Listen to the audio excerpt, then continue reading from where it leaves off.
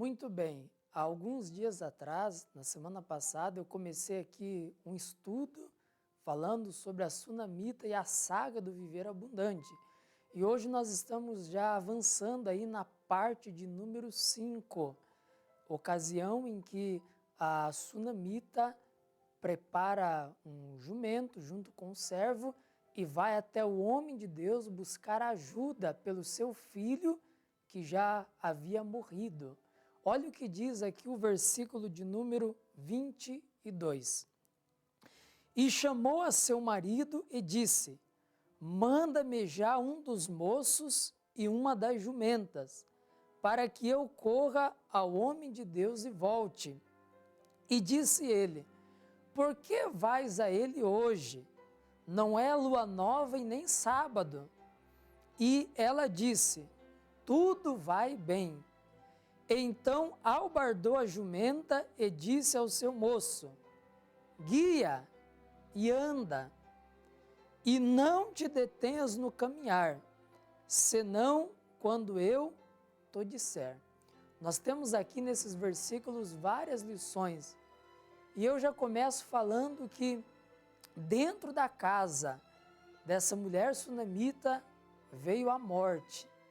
O filho dela, que ela recebera da parte de Deus como um milagre, uma vez que o marido dela já era avançado em idade e ela desejava muito ser mãe, mas não conseguia. Este filho, ele partiu, ele veio a falecer. Trabalhando um dia no campo, começou a se queixar de dores na cabeça, possivelmente foi uma insolação devido ao sol forte ali no campo, no serviço da lavoura, e ele voltou para casa já doentio, entre a vida e a morte, não resistiu e faleceu. Isso acontece de um modo espiritual em muitas casas, em muitas famílias. Eu não estou me referindo aqui, nessa passagem, só sobre a morte física, embora essa passagem fala que o filho dela morreu fisicamente. Mas agora eu digo a você, amigo e amiga telespectador, que quem sabe você está enfrentando na sua casa uma situação semelhante, mas no que diz respeito à morte espiritual. No livro de Efésios, capítulo 2, versículo 1, a Bíblia diz que nós fomos vivificados com Cristo, estando mortos em delitos e em pecados.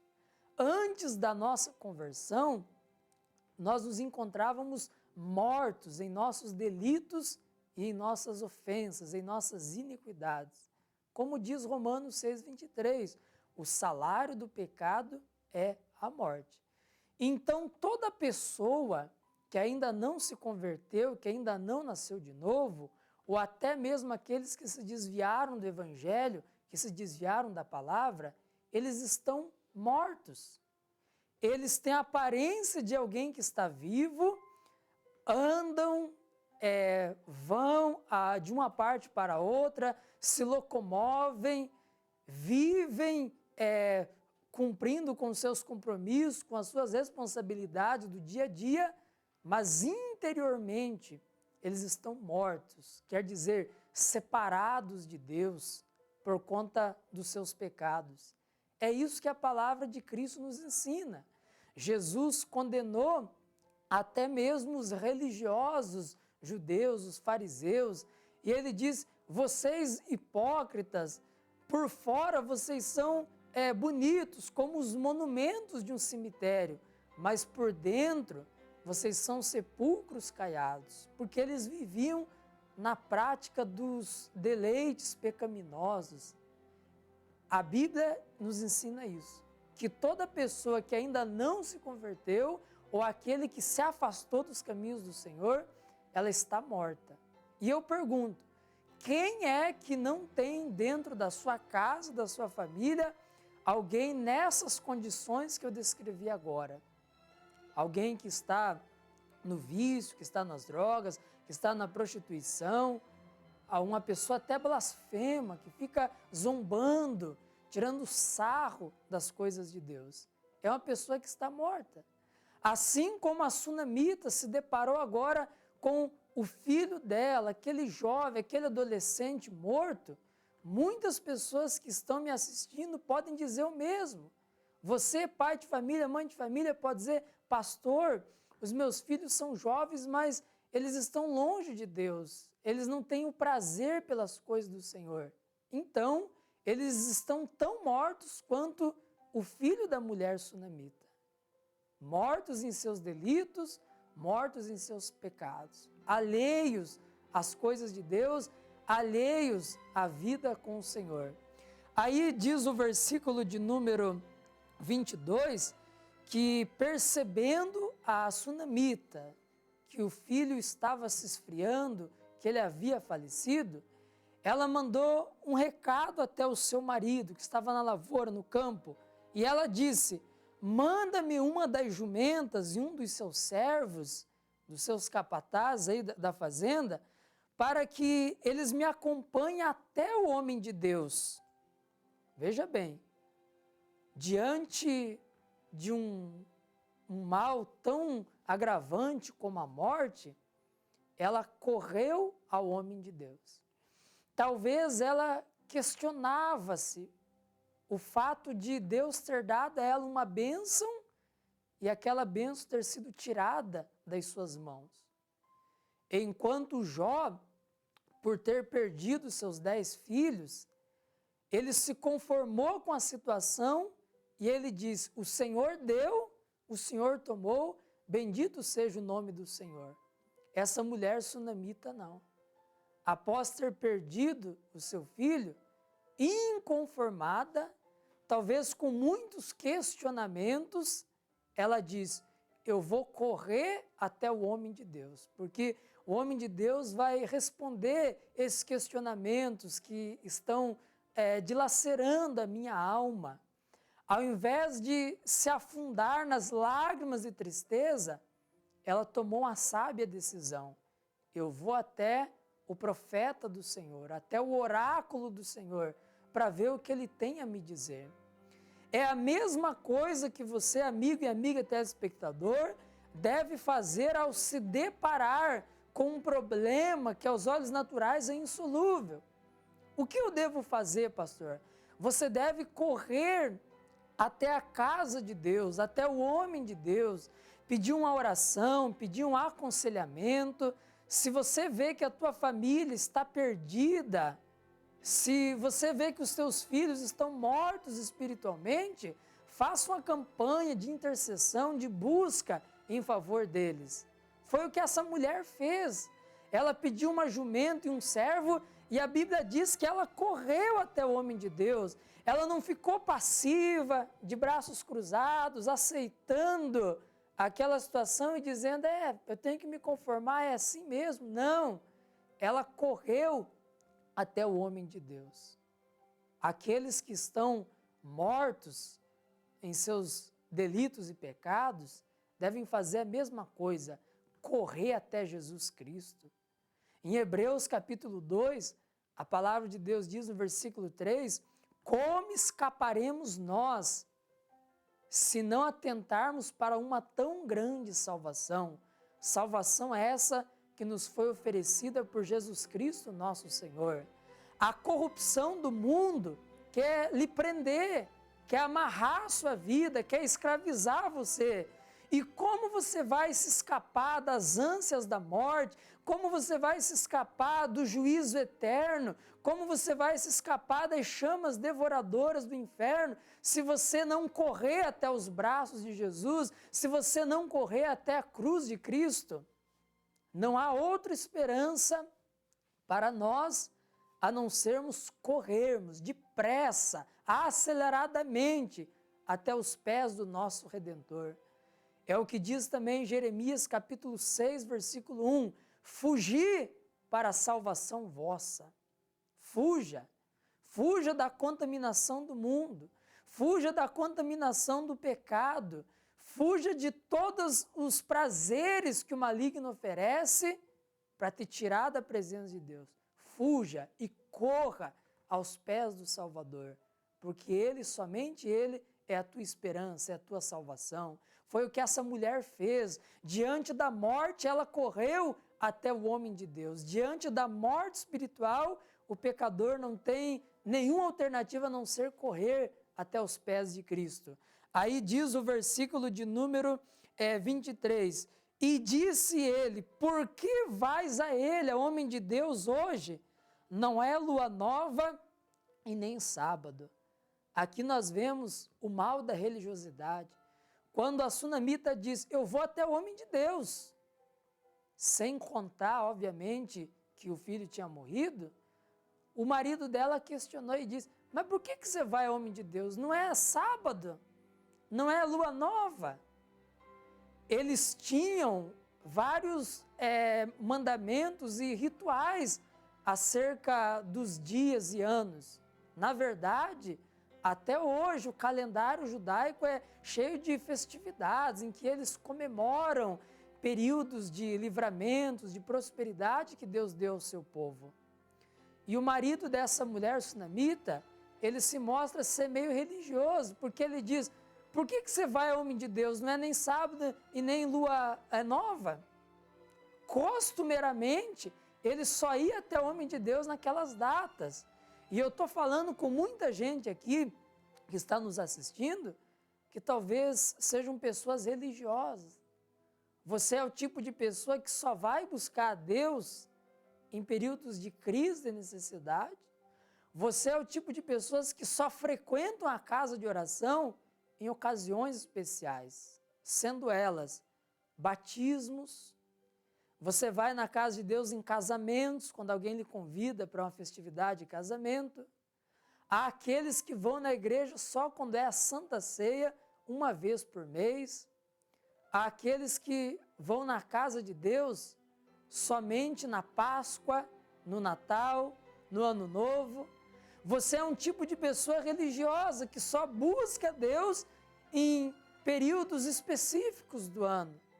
Você busca Deus esporadicamente, como o esposo da mulher sunamita. Não é isso que agrada a Deus, não. Você buscar Ele só quando o calo aperta, só quando dói a barriga, por assim dizer, ou só em ocasiões especiais. Não, não seja uma pessoa religiosa.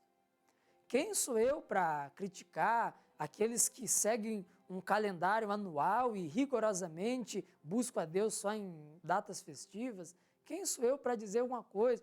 Tanto é que Paulo disse lá em Romanos capítulo 14 que alguns guardam dias, meses e anos e cada um esteja contente no seu próprio ânimo. Mas eu garanto que isso não é bom para a sua vida espiritual.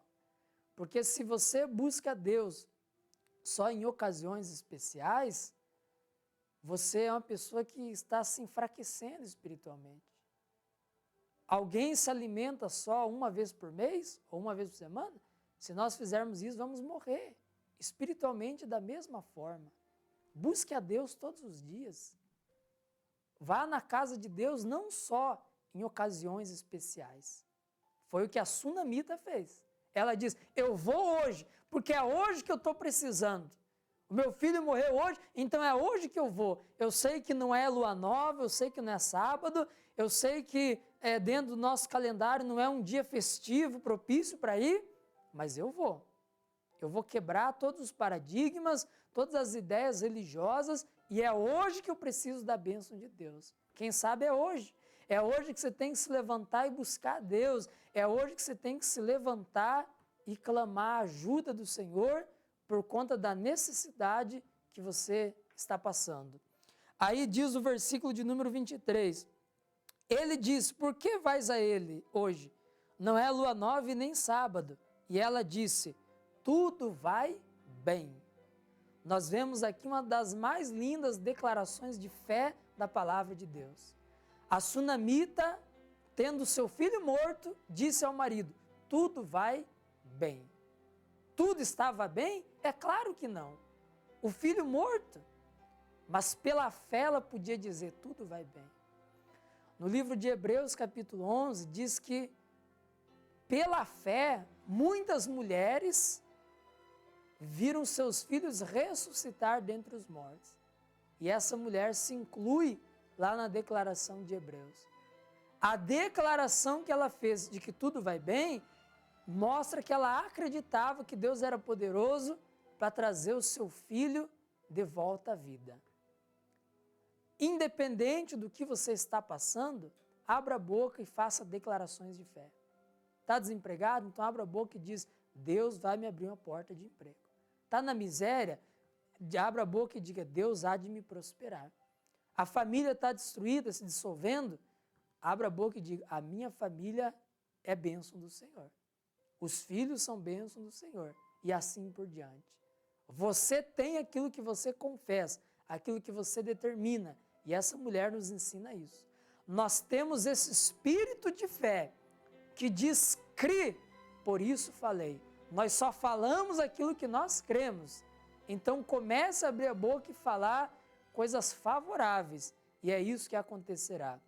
E para a gente encerrar, como última lição, ela chamou o moço, subiu sobre o jumento, começou a sua caminhada em direção ao homem de Deus e ela deu a seguinte instrução, guia e anda e não te detenhas no caminhar.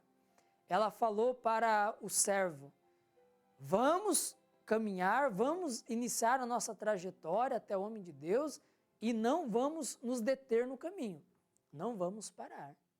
Quando você decide algo no seu coração, você não pode ser volúvel, você deve ser firme e resoluto até o fim naquilo que você decidiu.